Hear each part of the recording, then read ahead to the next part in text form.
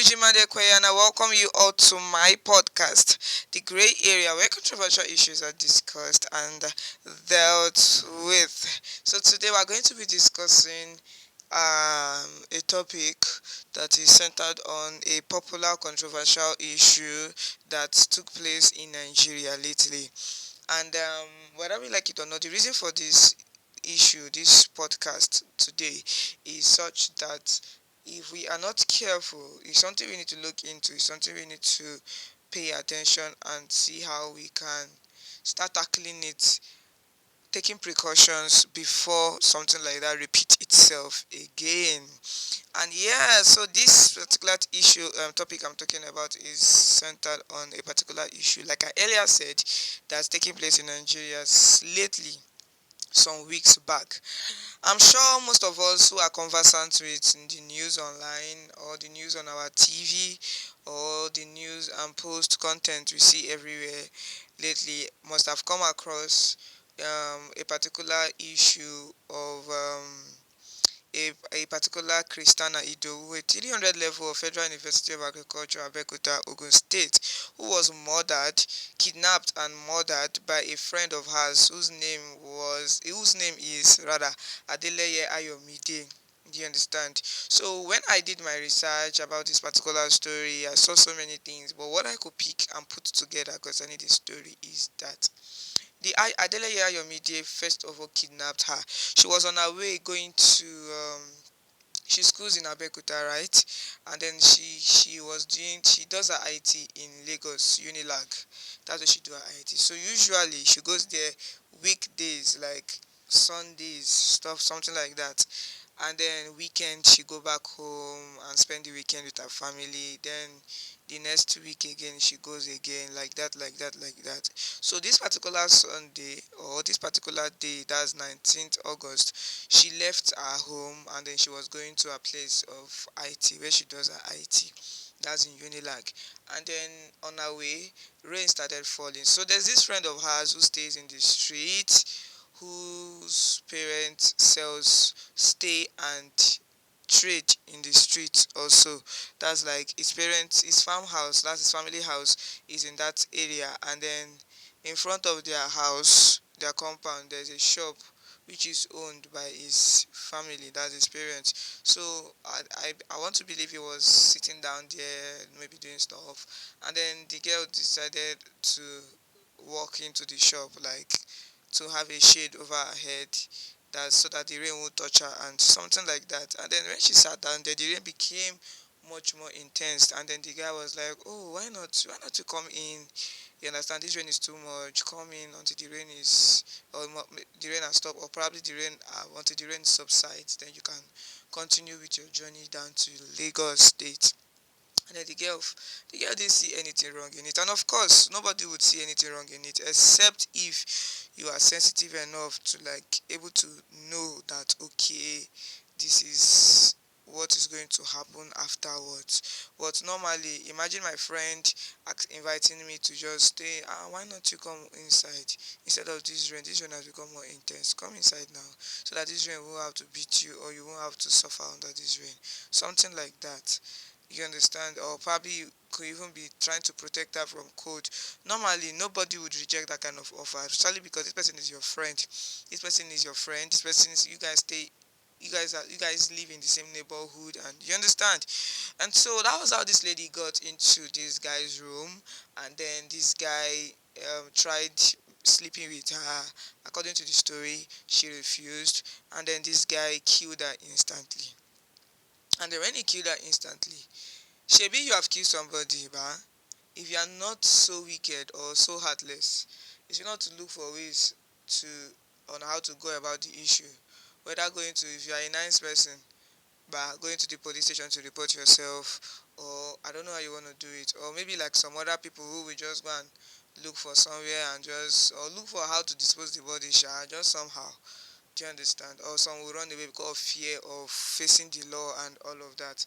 Yes, that kind of thing. It's not like all of these things are encouraged to be done, but at least, but this guy, aside killing this girl, this guy still went further to to messaging her parents, her people, that she has been kidnapped, that they should send him money, a ransom for of 1.5 million naira before he releases her. And this is someone who is already dead, oh, that he had already killed. He tied her up on a chair. She was dead, of course, and then raised her head up, take pictures of her and stuff, sending it to her people and saying, "Oh, blah blah, this girl is kidnapped. You need to, for you to get your daughter back, you need to pay a ransom of 1.5 million naira," and blah blah blah and blah. And the mother, of course, no parent will hear such news and be happy and be calm. The mother was running helter skelter looking for how to get money. So according to the story that I read, she was able to gather like 350,000 naira from her church. That's like her church contributed the amount, that amount of money for her and gave to her. And then she kept pleading and pleading and pleading, and then the Adeleye Ayomide refused. And then this guy did not just end there. This guy still went further to messaging her friends in school, her classmates in school, like, "Hey, have you heard from so so person, Christiana?" And then they're like, "Oh, Christiana, we don't know. Christiana should be in an IT place now. We don't know any other we don't have any other information aside that of her." And then the guy's like, "Oh, we've been looking for her." The guy was pretending, crying, and say, trying, sounding, sympathetic and empathetic to her friends. And you can really imagine, this guy did all manner of things. So the police, they declared the Christiana missing. They even printed posters, or created posters, flyers, and was posting it on different social media platforms, like, "Oh, if you see someone of this, with this kind of face, if you see someone like this, please let us know. Report to the nearest police station, because we are actually looking for this person." They declared her a missing person, right? And then, like, a week later, it was heard that she was killed. Oh, oh, oh, Then police started doing their investigations. They did their investigations, and then they rediscovered, they were able to trace the BVN to Adeleye Ayomide, who is a student of Olabisi Onabanjo University.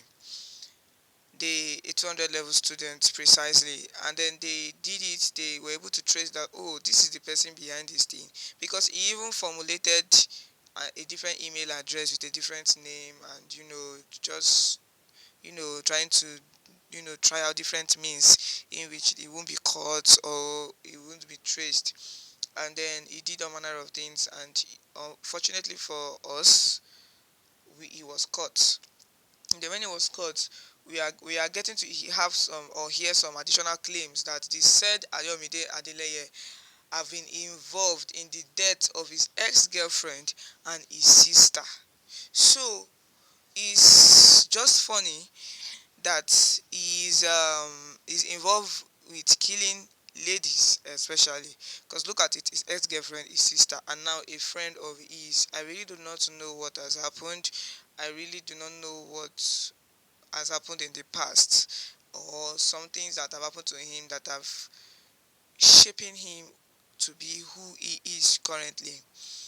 But regardless of what have shaped him, I came across a post lately of Pastor Kingsley Okonkwo was saying something like, people who are toxic and people who are well mannered, are of good behavior, good sense of reasoning, people who are not broken, people who are not damaged, all boils down to the kind of family, the kind of home they came out from.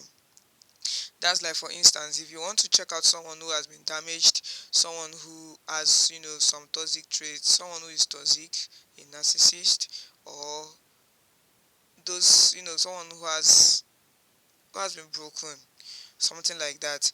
If you check it well, if you trace it well, you can trace it.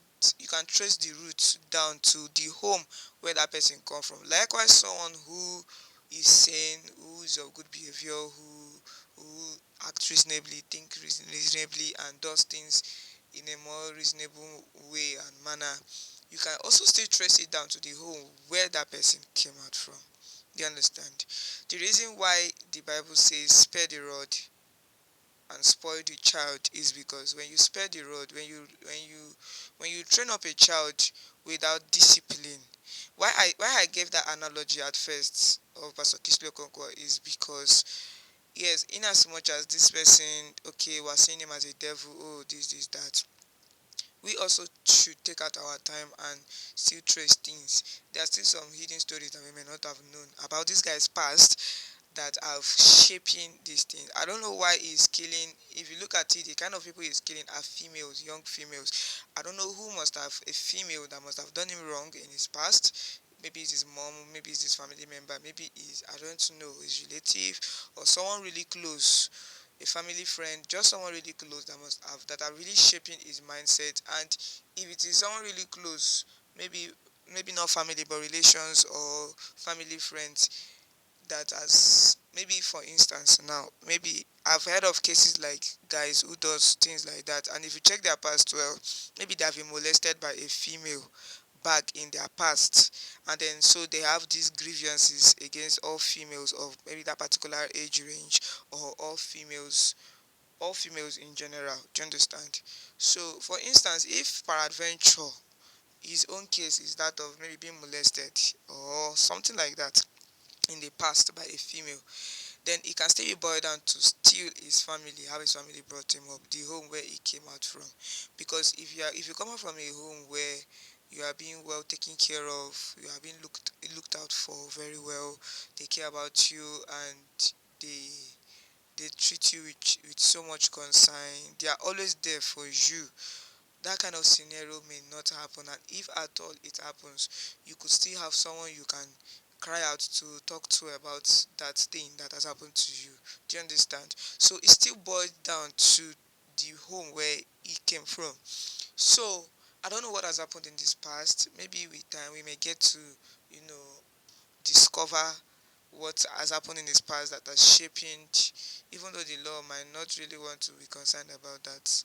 Do you understand? But if we really can get to know what has really happened before now, what has shaping him to be like this, then we will really understand that it is very important as parents or as intending parents to make your home a a to make your home much more comfortable and accommodating, especially for your children, because it really damages the children.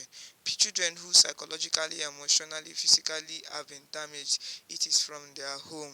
People who are doing well, are sane and happy and good and fine, mentally, emotionally, psychologically fine, it's actually from their home too. So I don't know what this guy have faced in the past. I really don't know. Meanwhile, I'm not saying all of these things too because maybe I support what he has done so far. Of course, nobody would support that kind of thing. Nobody will be proud of it. Even his parents will be proud of that kind of thing. Even him himself, at some point, he may not be proud of this kind of thing. But the truth of the matter is that to avoid this thing being keep occurring in the society, in our homes, in our families, man, we need to check. We need to check and see if there's anything we're not doing well towards our in treating our children, in building our homes. Then we need to sit up and start doing the right thing, because even the terrorists that we have currently in the society, they came from a home. They came from a place. Do you understand? So it is whatever thing that they have seen in their home. And I'm not saying because now you now want to now start disciplining your children, then you now turn it to abuse. Yes, it's good to discipline your children.